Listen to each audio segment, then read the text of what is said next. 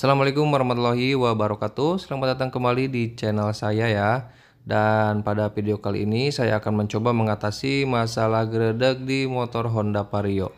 Dan cara yang saya tuturkan ini atau trik dan tips ini insya Allah bisa menghilangkan geredek permanen ya. Jadi nggak hanya 1 atau 2 minggu hilang lalu berikutnya muncul lagi, tapi insya Allah dengan cara yang akan saya tunjukkan kali ini, maka gejala atau masalah geredek di Honda Vario itu bisa hilang.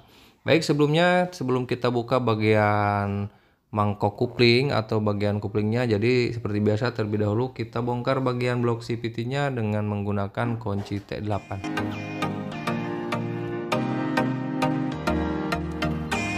Dan kalau sudah, lanjut kita membuka bagian mangkok kuplingnya ya. Kita buka menggunakan kunci sok 19. Nah, ini bisa teman-teman tahan dengan menggunakan alat seperti yang saya gunakan atau bisa membeli alat khusus di online shop. Kupingnya sudah dilepas dan kita bisa lihat masalahnya ada di bagian mangkokan kupling gandanya ya. Jadi ini masalah umum. Jadi masalah geredek itu semua itu di motor Honda, di motor yang lain juga kalau ada geredek itu umumnya masalahnya itu ada di bagian sini ya, di bagian mangkokan kanvas gandanya. Jadi terlihat di sini ada sisa-sisa stemplet atau grease ini yang biasanya muncrat atau nyiprat dari bagian puli ya, dari bagian puli yang mungkin sealnya itu sudah bocor atau dari sisa-sisa debu kotoran ya yang masuk ke bagian blok CVT, lalu seiring putaran mesin jadi si debu-debu itu masuk ke bagian sini nih. Sedangkan di bagian mangkokan ini tidak ada lubang pembuangan untuk kotoran, jadi kita akan atasi masalah geredek ini dengan cara memberikan lubang atau sirkulasi untuk si kotoran-kotoran yang menempel di bagian mangkokan itu nanti akan bisa hilang. Pertama kita cari drape ya, karena di sini saya akan membuat lubang agar si kotoran-kotoran yang menempel itu kedepannya tidak akan numpuk di sini, tapi nantinya dia akan hilang dan keluar melalui lubang-lubang yang akan kita buat di sini. Nah, di sini saya akan bikin titik dan saya akan bikin titik berikutnya kira-kira jaraknya 3 cm untuk di sisi-sisi lubang bagian mangkokannya ya.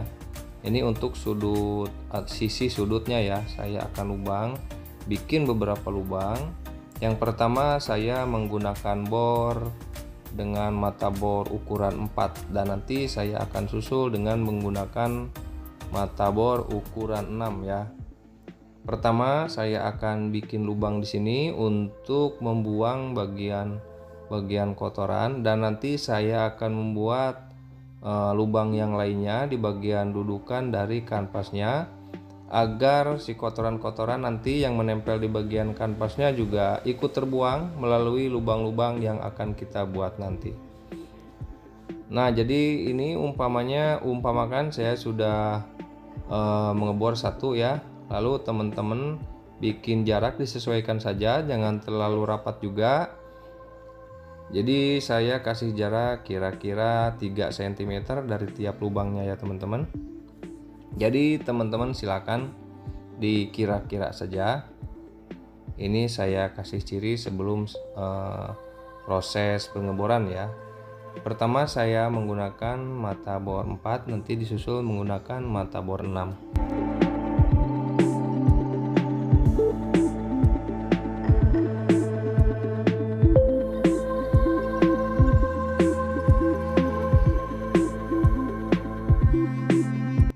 Nah, ini setelah saya bor di sekeliling dari sudut atau sisi dari mangkok gandanya.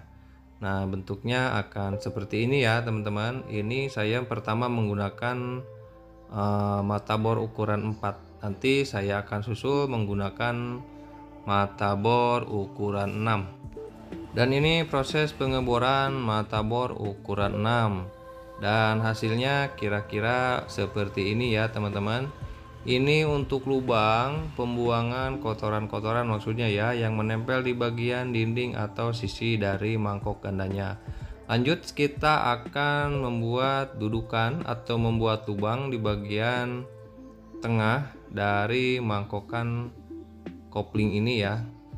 Nah, nanti di sini saya akan membuat dua lubang di antara dua titik ini.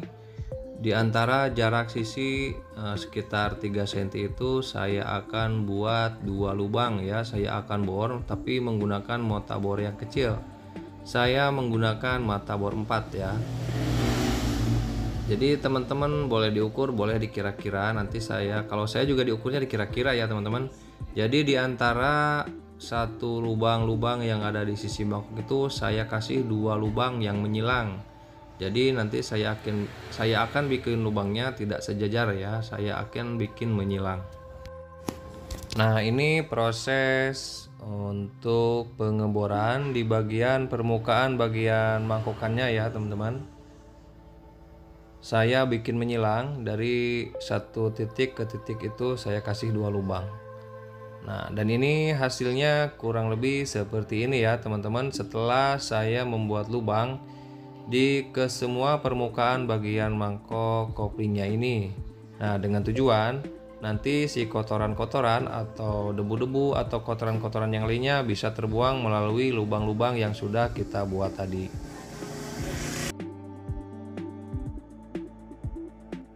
Dan setelah ini jangan langsung dipasangkan ya teman-teman. Kita ratakan, kita haluskan bagian permukaan dari kopling ini karena bekas dari mata bor tadi otomatis akan ada bekas-bekas kasar ya. Jadi kita amplas bagian permukaannya menggunakan amplas yang kasar untuk membuang bagian-bagian yang tidak rata karena ini cenderung tajam dan bisa merusak bagian kanvas gandanya. Jadi kita amplas sehalus mungkin untuk menghilangkan bekas-bekas dari mata bor ya. Jadi kita amplas sampai benar-benar rata. Dan kalau dirasa sudah cukup rata, sebelum kita pasangkan kita juga bersihkan ya karena tadi di sini ada bekas template. Jadi kita bersihkan bagian mangkokan otomatis ini, mangkokan kopling ini kita bersihkan dan cuci menggunakan sabun ya. Saya di sini menggunakan sabun colek atau sabun cuci. Nah, pakai ini juga pakai bekas puring agar menghilangkan bekas-bekas oli. Nanti setelah kita pasangkan nanti tidak akan slip lagi ya. Agar kotoran-kotoran bekas template atau minyak bisa hilang. Karena kalau dicuci atau cukup dielap saja oli itu nggak akan hilang. Jadi kita harus mencucinya dengan menggunakan sabun saja. Nah, kalau sudah, sebelum kita pasangkan bagian mangkoknya kita keringkan dulu ya. Pastikan bagian air yang tadi bekas cucian itu sudah kering. Dan di bagian kanvas gandanya kita juga bersihkan. Permukaan kanvas gandanya kita amplas menggunakan amplas yang kasar untuk membuang bagian kotoran-kotoran yang menempel ini, sisa-sisa tadi ya yang ada grease-nya, bekas grease-nya yang ada minyaknya. Jadi kita amplas halus aja, kita buang bagian permukaannya yang agak hitam sampai berwarna agak putih ya. Kalau sudah, kita lanjut memasangkan bagian mangkoknya. Setelah kita bentuk lubang di bagian mangkokannya, kita pasangkan kembali ke bagian motornya. Dan insya Allah cara ini akan menghilangkan geredek di Honda Vario kalian ya. Jadi tidak akan timbul geredek-geredek lagi. Jadi si kotoran-kotoran atau bekas-bekas grease atau oli yang menempel di bagian mangkok itu bisa terbuang melalui lubang-lubang yang sudah kita buat tadi. Semoga bermanfaat. Sampai di sini dulu videonya. Sampai jumpa di video berikutnya. Assalamualaikum warahmatullahi wabarakatuh.